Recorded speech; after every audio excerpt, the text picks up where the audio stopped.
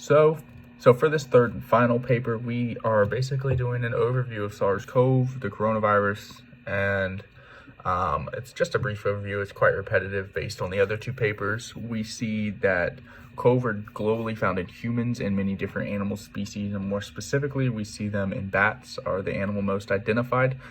All CoV have in common their genome is in a form of single-stranded RNA with positive polarity, meaning that the base sequence in the RNA is from the 5' to the 3' orientation and corresponds with later messenger RNA or mRNA.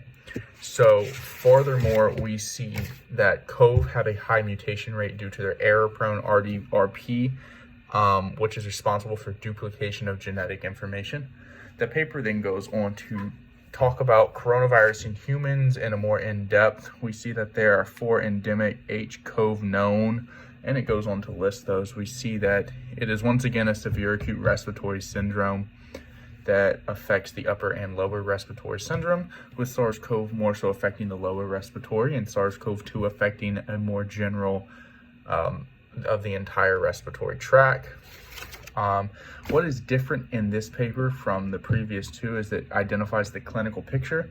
So with this paper being published in the early parts or in the later parts of 2020, at this point we did not have a vaccine, but we did identify multiple medications that may have helped with the submission of different symptoms. So we saw chloroquine, hydrochloroquine, and remdesivir, which are inhibitors of the RNA polymerase in vitro activity against multiple RNA viruses. We saw this remdesivir specifically in the use against Ebola.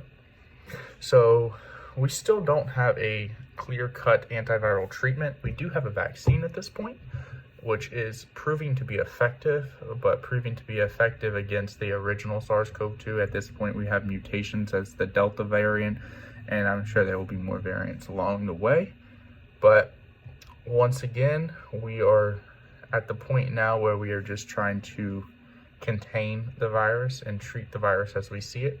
There's still many labs going on to provide better outcomes for the virus, but this paper was really just a general overview and gave us a direction and where we came from almost a year ago now to where we are now, and how the production of drugs and vaccine have helped.